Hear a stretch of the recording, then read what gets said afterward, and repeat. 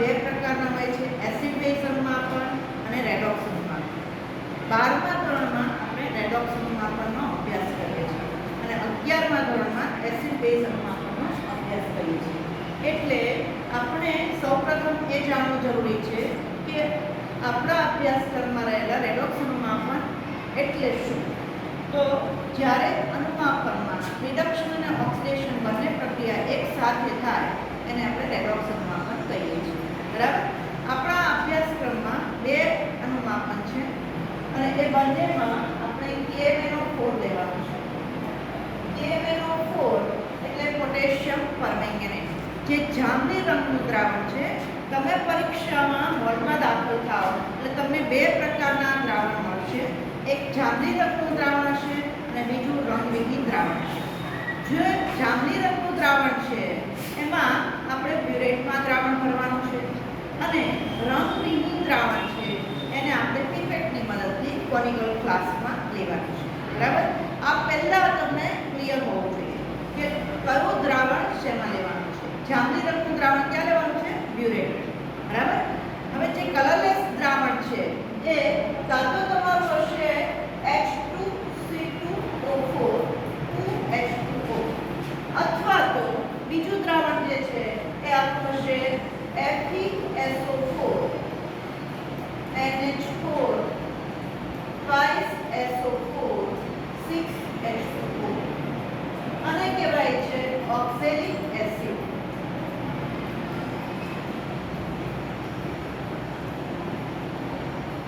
આને કહેવાય છે ફેરસ એમોનિયમ સલ્ફેટ. એટલે તમને અનુમાપનમાં KMnO4 સાથે કાં તો ઓક્સેલિક એસિડ આપ્યું છે અથવા તો ફેરસ એમોનિયમ સલ્ફેટ આપ્યું છે. તમને જે દ્રાવણ આપ્યું હોય એ તમારા પ્રશ્નપત્રમાં લખેલું છે અથવા તો તમને બોર્ડ પર ત્યાં લખી આપેલું છે. એટલે તમારે પહેલા એ જોવાનું છે કે આજે તમને જે અનુમાપન આપવામાં આવેલું છે એ પોટેશિયમ પરમેંગેનેટ સાથે ઓક્સેલિક એસિડ આપેલો છે કે ફેરસ એમોનિયમ સલ્ફેટ આપેલો છે. બરાબર. કારણ કે બંનેની પદ્ધતિ અલગ છે. ધારો કે તમને પરીક્ષામાં ઓક્સેલિક એસિડ આપેલો છે તો આ ઓક્સેલિક એસિડ આપ્યો હોય ત્યારે તમારે કોનિકલ ફ્લાસ્કમાં સૌપ્રથમ 10 ml ઓક્સેલિક એસિડનું દ્રાવણ લેવાનું છે અને ત્યારબાદ તેમાં વધારાનું શું ઉમેરવાનું છે કે H2SO4 ઉમેરવાનું છે. બ્યુરેટમાં આપણા જે અવરોધો છે એમાં બ્યુરેટમાં જે છે એ તો આપણે KMnO4 જ લેવાનું છે. X molar KMnO4. બરાબર. અને એની સાથે આપણે જે કોનિકલ ફ્લાસ્કનું દ્રાવણ છે એ 10 ml ઓક્સેલિક એસિડ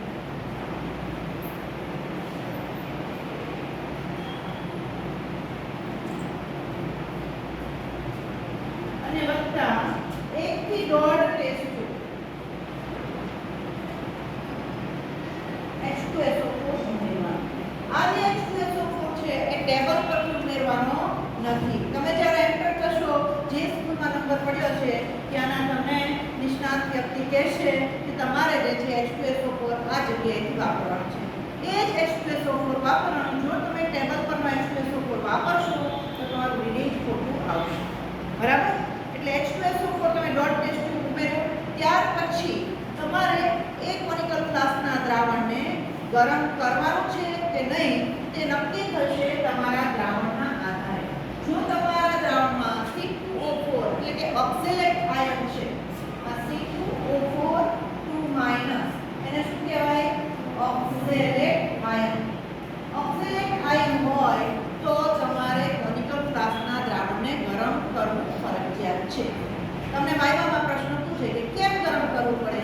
તો ઓક્સેલેટ આયન જે છે એનું ગરમ કરવાથી કાર્બન ડાયોક્સાઇડમાં રૂપાંતર થાય અને જો કાર્બન ડાયોક્સાઇડમાં રૂપાંતર થાય તો જ અનુમાપન દરમિયાન રંગ પરિવર્તન મળે. બરાબર. એટલે આપણે ગરમ કરવું પડે. તો આ ઓક્સેલેટ આયન છે આપણે કેટલું ગરમ કરવાનું કે 60 થી 70 ડિગ્રી ગરમ કરવું પડે. 60 થી 70 ડિગ્રી સેલ્સિયસ સેલ્સિયસ ગરમ કરવું પડે. અને આ ગરમ કરીએ ત્યારે આપણને ખબર કેમ પડે? જો આપણે કોનિકલ ફ્લાસ્કની જે નેક છે એના ઉપર ડ્રોપલેટ્સ જમા થાય એનો અર્થ એમ થયો કે 60 થી 70 ડિગ્રી ટેમ્પરેચર આવ્યું. જો તમારો કોનિકલ ફ્લાસ્કનું દ્રાવણ ઉકળવા માંડે તો તેનું temperature more than 60 to 70 degree થઈ ગયું. એપ્રોક્સ આપણે કહીએ કે પાણી ઉકળે ત્યારે કે 100 ડિગ્રી ટેમ્પરેચર. એટલે એમાં કોનિકલ ફ્લાસ્કમાં કેટલું ટેમ્પરેચર આવી ગયું? 100 ડિગ્રી. અને તો પછી તમારે એમાં રીડિંગ લેવાય નહીં. જો તમે એમાં રીડિંગ લેશો તો એ રીડિંગ તમારું ખોટું આવશે. એટલે તમારે એ કોનિકલ ફ્લાસ્કના દ્રાવણને સિંકમાં ઢોળી દેવાનું અને નવેસરથી ફરીથી પીપેટની મદદથી 10 ml ઓક્ઝેલિક એસિડ લેવાનું.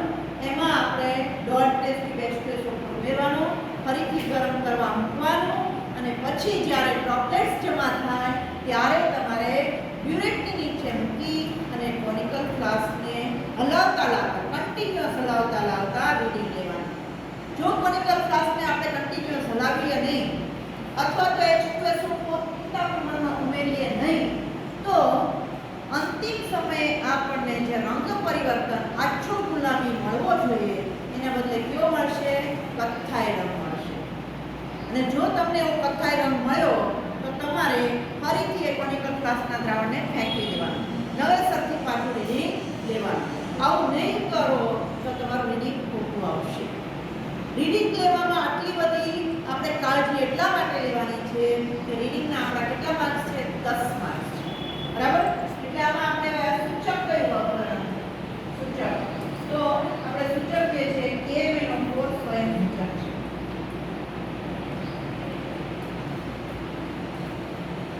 અને રંગ પરિવર્તન કેવું આવશે? રંગ બીજીમાંથી આછો ગુલાબી. આ આછો ગુલાબી રંગ આવી ગયા પછી પણ જો તમે ઉમેરતા જ રહેશો તો તમારું રીડિંગ ફરીથી ખોટું આવશે. એટલે આપણે રંગ પરિવર્તન મળી ગયું પછી બ્યુરેટમાંનું દ્રાવણ ઉમેરવાનું નથી. બરાબર? અને આપણે અટકી જવાનું છે અને એ રીડિંગ આપણે પહેલું રીડિંગ એને આપણે જે છે એ પાયલોટ રીડિંગ કહીએ છીએ. અને ત્યાર પછી આપણે એવા બીજા 3 રીડિંગ લઈ અને આપણે એનો નિયતાંક મેળવવાનો છે. નિયતાંક મેળવવા માટે જે 3 રીડિંગ છે એનો સરવાળો કરી 3 વડે ભાગશો એટલે તમને નિયતાંક મળી જશે. બરાબર? એટલે આ રીતે તમારા સૌપ્રથમ જે છે એ તમે અવલોકન લખી દીધા પછી તમારે લખાણમાં બીજા નંબર પર શું લખવાનું છે? સમીકરણ લખવાનું છે. આ જે અવલોકન છે 4 અવલોકન એના કેટલા માર્ક્સ છે? 2 માર્ક્સ છે. એટલે દરેક અવલોકનનો કેટલો છે? અડધો માર્ક્સ. બરાબર? ત્યાર પછી સમીકરણ જે છે એના પણ 2 માર્ક્સ છે. અને સમીકરણ આપણે કેટલા લખવાના છે? 2 લખવાના છે. એટલે 2 સમીકરણના 2 માર્ક્સ અને એક સમીકરણનો 1 માર્ક્સ. બરાબર? અને બંને અનુમાપનમાં આપણે બ્યુરેટમાં શું કરીએ છીએ? KMNO4 અને એનું સમીકરણ બંને પ્રેક્ટિકલમાં સામાન્ય રહેશે, એક જ લખવાનું રહેશે. અને એ સમીકરણ શું છે કે MnO4 માઈનસ એનું રૂપાંતર Mn2+ માં થાય છે. અને ત્યાર પછી આપણે એને સંતુલિત કરવાનું છે. અહીંયા ઓક્સિડેશન આપ કરશો કેટલું આવશે? +7. કારણ કે ઓક્સિજનનો -2 એના ગુણ્યા 4 એટલે -8 બરાબરની પહેલી બાજુ એટલે +8. 8 માંથી 1 ગયા એટલે કેટલા વધ્યા? 7. એટલે અહીંયા ઓક્સિડેશન આપ કેટલો છે? +7. અહીંયા ઓક્સિડેશન આપ કેટલો છે? +2. કારણ કે આયર્ન ઓક્સિડેશન આપ તેના વીજભાર છે. બરાબર?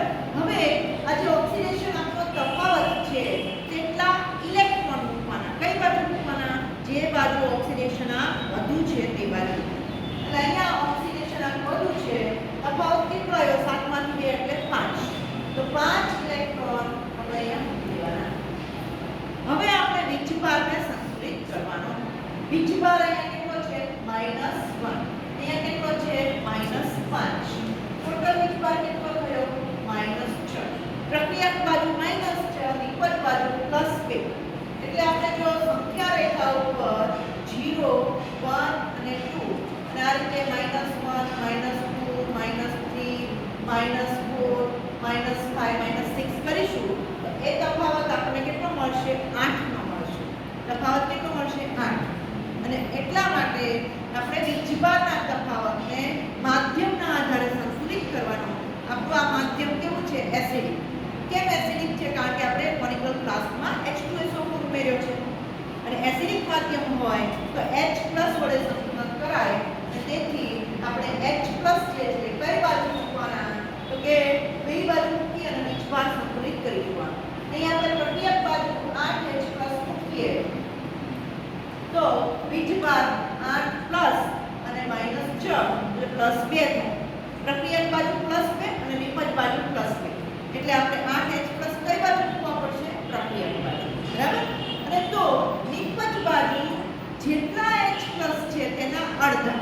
અહીંયા H+ કેટલા મૂક્યા છે? 8. તો 8 ના અડધા કેટલા થાય? 4. એટલે 4 H2O એ સામેની બાજુ મૂકવાના. એટલે આપણું આખું પ્રક્રિયા સમીકરણ ફરીથી હું લખું છું.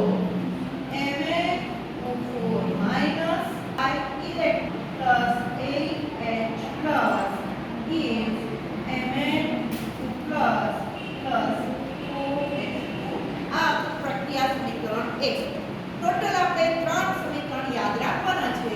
એમાં પહેલું સમીકરણ આ. બીજું સમીકરણ જે છે એ ઓક્ઝેલિક એસિડ માટેનું છે. તો ઓક્ઝેલિક એસિડ એટલે C2O4 2 અને એનું રૂપાંતર શેમાં થવાનું છે? CO2. અહીંયા કાર્બનનો ઓક્સિડેશન આપ ગણીએ તો ઓક્સિજનનો કેટલો છે? -2. -2 ના ગુણ્યા 4 એટલે કે ત્યાં -8. -8 બરાબર એની બાજુ એનો +8. 8 માંથી 2 ગયા એટલે કેટલા વધ્યા? 6. 2 કાર્બન બરાબર 6 તો 1 કાર્બન બરાબર કેટલા થાય? 3. એટલે અહીંયા ઓક્સિડેશન આ એક કાર્બનનો કેટલો છે? 3. અને અહીંયા ઓક્સિડેશન આ કાર્બનનો કેટલો થશે? 4. કારણ કે ઓક્સિજનનો કેટલો છે? -2 એના ગુણ્યા 2 એટલે -4 બરાબર પેલી બાજુ એટલે +4. તો અહીંયા 4 છે, અહીંયા 3 છે. બરાબર? પણ આપણે એક કાર્બન માટેની ગણતરી કરી છે. ખરેખર એક્ચ્યુઅલમાં કાર્બન અહીંયા કેટલા છે? 1. અહીંયા 2. એટલે આને આપણે સરખા કરવા માટે 2 વડે ગુણવું પડે અહીંયા. અને જ્યાં 2 વડે ગુણીએ તો ઓક્સિડેશન આંકના બંને બાજુ 2 વડે ગુણવું પડે. એટલે અહીંયા કેટલા થયા? +6. અહીંયા કેટલા થયા? +8. તફાવત ઓક્સિડેશન આંકમાં કેટલો આવ્યો? 2. કઈ બાજુ ઓક્સિડેશન આંક વધુ છે? નિપજ બાજુ. નિપજ બાજુ 8 છે, અહીંયા 6 છે. એટલે જે બાજુ વધારે છે તે બાજુ ઇલેક્ટ્રોન મૂકવાના. કેટલા મૂકવાના? 2 ઇલેક્ટ્રોન. બરાબર? તો અહીંયા 2 ઇલેક્ટ્રોન મૂકી દીધા. તો આ થઈ ગયું આપણું પ્રક્રિયા સમીકરણ થઈ ગયું. હવે આપણે જે છે એ આ પ્રક્રિયા સમીકરણ મેળવી લીધું. એના આપણને કેટલા માર્ક્સ મળ્યા? 2. બરાબર? એટલે પહેલા આપણે અવલોકનના 2 માર્ક્સ મેળવી લીધા, પછી સમીકરણના 2 માર્ક્સ મેળવી લીધા. હવે આપણે લખવાનું છે અવલોકન કોઠો. અવલોકન કોઠો જે લખીએ છીએ એમાં સૌથી પહેલા આપણે લખીશું યુરેટ-આમ.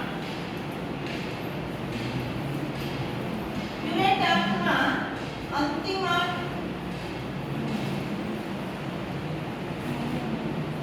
પ્રારંભિક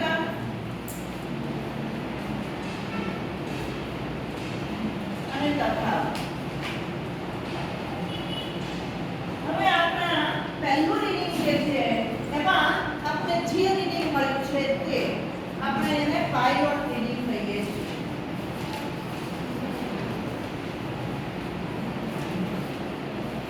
ત્યાર પછી પહેલું રીડિંગ, બીજું રીડિંગ અને ત્રીજું રીડિંગ લઈએ અને છેલ્લે નિયતાંક. પ્રારંભિકમાં બધામાં આપણે 0.0 લખીશું કારણ કે આપણે દરેક વખતે ગ્રેડ 0 લેવલ પર સેટ કરીને જ રીડિંગ લઈએ છીએ. હવે ધારો કે તમારું પહેલું રીડિંગ એ 11 આવ્યું છે તો અહીંયા લખશો 11.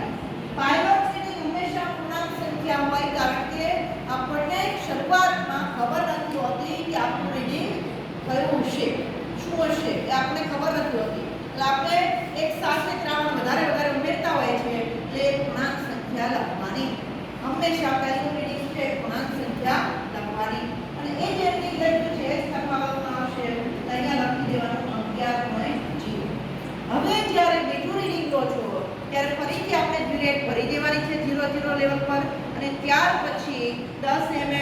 ઓક્સેલિક એસિડ કોનિકલ ફ્લાસ્કમાં લો, ડોટ ટેસ્ટ ટ્યુબ આપણે એમાં H2SO4 ઉમેરો અને ત્યારબાદ 60 થી 70 ડિગ્રી ગરમ કરો અને ફરી રીડિંગ લો ત્યારે 10 આવે 10 ml સુધી દ્રાવણ આપણે ધીમે ધીમે ઉમેરતા જવાનું.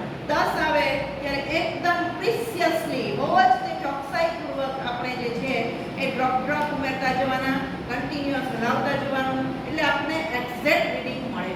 અને એ એક્ઝેક્ટ રીડિંગ ધારો કે તમારું 10.7 છે તો આપણે તફાવત પણ આવશે 10.7 અને બાકીના બે રીડિંગ પણ એ જ રીતના આવવા જોઈએ.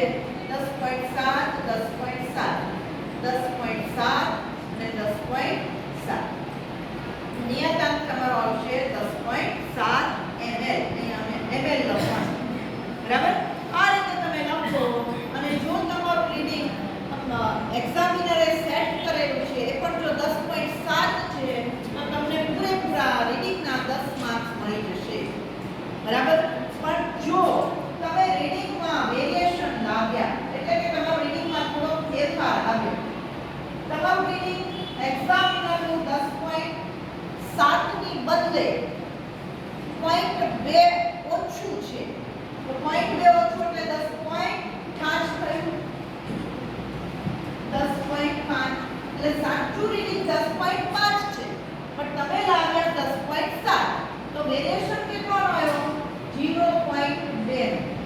તો તમારા રીડિંગના માર્ક્સ થઈ જશે 8 માર્ક્સ, બરાબર? રીડિંગના માર્ક્સ કેટલા થઈ જશે? 8. અને જો તમારું રીડિંગમાં 0.4 નું વેરિએશન આવ્યું તો તમારું જે છે એ રીડિંગના માર્ક્સ થઈ જશે 6, બરાબર? આ રીતે રીડિંગના માર્ક્સ એક એક પોઈન્ટે આપણે જે છે એ બબેના માર્ક્સમાં ઘટાડો થશે, બરાબર? એટલે આ રીતે રીડિંગ જે છે એ પરફેક્ટ લાવવું જરૂરી છે, બરાબર? હવે તમે સૌથી પહેલા અવલોકનના 2 માર્ક્સ મેળવી લીધા, ત્યાર પછી સમીકરણના 2 માર્ક્સ મેળવી લીધા, એટલે અવલોકનના 2, સમીકરણના 2 અને રીડિંગના 10. આમ ટોટલ કેટલા થઈ ગયા? 14 માર્ક્સ થઈ ગયા. ટોટલ આ પ્રેક્ટિકલના અનુમાપનના માર્ક્સ કેટલા છે? 17. બાકી કેટલા રહી આવે? 3. અને એ જે છે એ શેના છે? તમારા ગણતરીના માર્ક્સ, બરાબર? હવે ગણતરીમાં તમારે સૌથી પહેલા આપણે શું લખવાનું છે? તો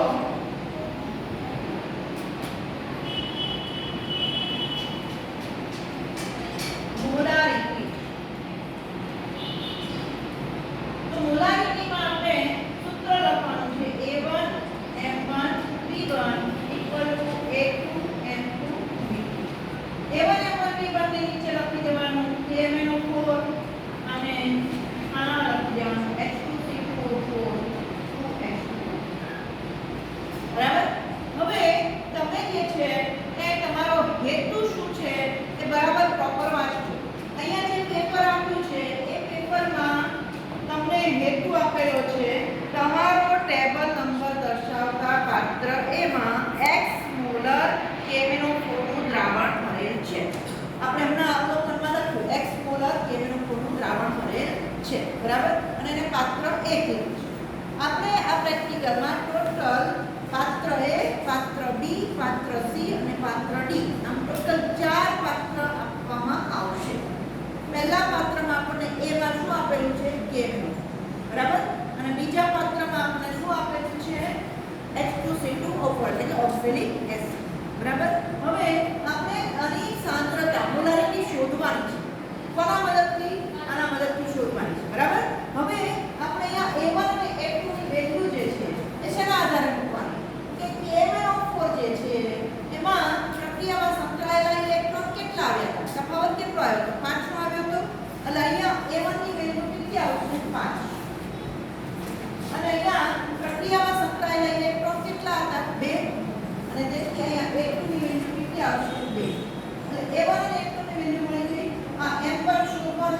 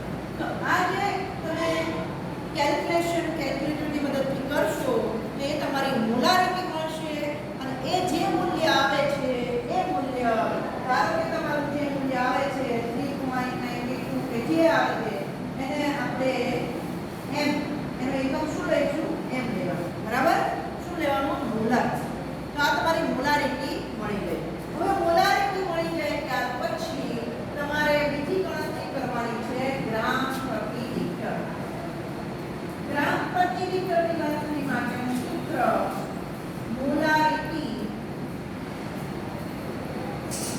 એના ગુણ્યા મોલર દળ હવે મોલારિટી તમને જે કંઈ પણ મળી છે આગળ 3.92 કે જે મળી હોય તે લખી અને ત્યારબાદ મોલર દળ કોણ લખવાનું છે km અને એ કેટલો આવશે 150 અને આ જે તમારો જવાબ આવશે એ તમારો જવાબ ગ્રામમાં આવશે તો આ બે મોલા તમે ગણતરી કરી એટલે એના 2 માર્ક અને છેલ્લે પરિણામ લખો એટલે તમારા 17 માર્ક પૂર્ણ થાય પરિણામમાં શું લખવાનું છે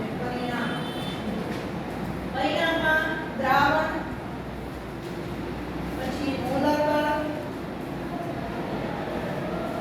મોલારિટી અને ગ્રામ પ્રતિ લિટર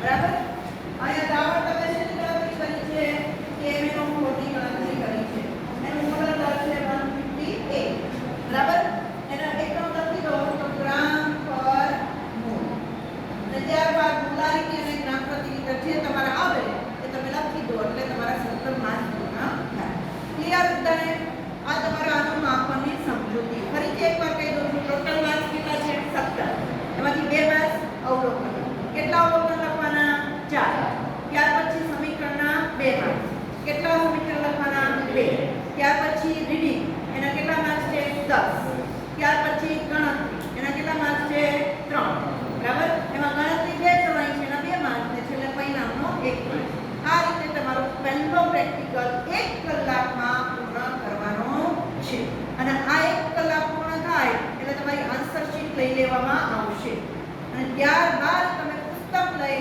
અને કાર્ય કરી શકશો સેક્શન બી માટે એટલે વિભાગ 2 માટે પ્રશ્ન નંબર 2 માટે પ્રશ્ન 1 માં પુસ્તક રાખવાની પરમિશન નથી બધું જ મોડે લખવાનું છે એટલે મોડે યાદ કરીને જવાનું છે કે કેટલા અવલોકન લખવાના છે કયા સમીકરણ લખવાના છે અવલોકન કોણ કેવી રીતે દોરવાનો છે ગણતરીના સૂત્ર શું છે આ બધું જ મોડે કરીને જવાનું છે બરાબર ક્લિયર